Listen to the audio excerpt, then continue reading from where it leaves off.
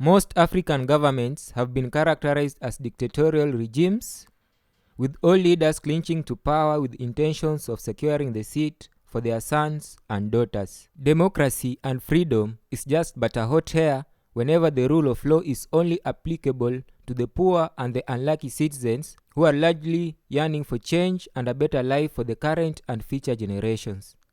East Africa in particular, Kenya and Uganda, have had a better share of such regimes, with mouth-watering political leaders subscribing to the matters of the nation as their private intellectual property, ruling ruthlessly without considering the guideline of the constitution and the prime laws of the land. Immediately after winning the presidential seat, Ruto went ahead to acquire the independent candidates and the disloyal Azimio parties. Odinga's rival team immediately condemned the act, terming it as a move to kill multipartyism and weakening opposition. Without the national consensus, he removed the subsidies on all consumables when the nation needed it most.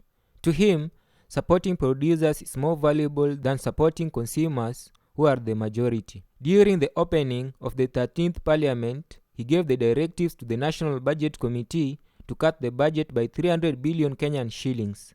The question remains, what commodities are the budget going to be cut from, and where is that money going to?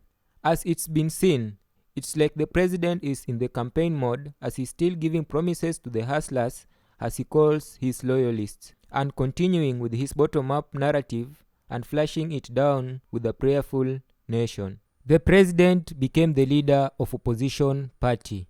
President William Ruto has sneered at his former estranged boss Uhuru Kenyatta, whom he described as the leader of the opposition party. He said as the then DP, he became the opposition candidate, while the opposition leader Raila became the government-sponsored candidate. President Ruto uses such words like, "Nasio tafadhali." Listen to this. After receiving a comprehensive report on the Turkana Pokot incident that led to 10 security administration officers losing their lives, I have instructed security agencies to deal firmly, decisively, and conclusively with those involved. Cattle rustling will stop, Nasio tafadhali.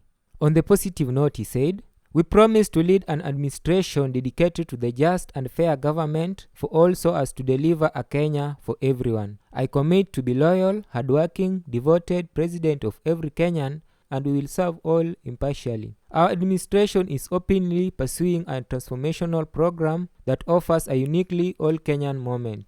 This calls for unity of purpose in the legislature to ensure the public gets value for resources invested in every policy, program, and project.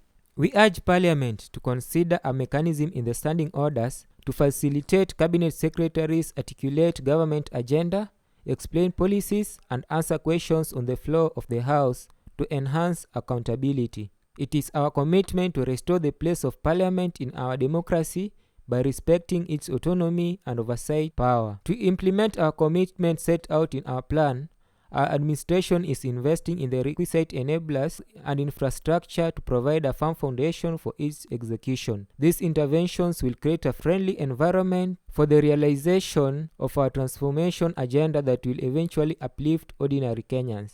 Thank you so much for watching and for listening. Support me by subscribing to my channel. Thank you so much. Adios.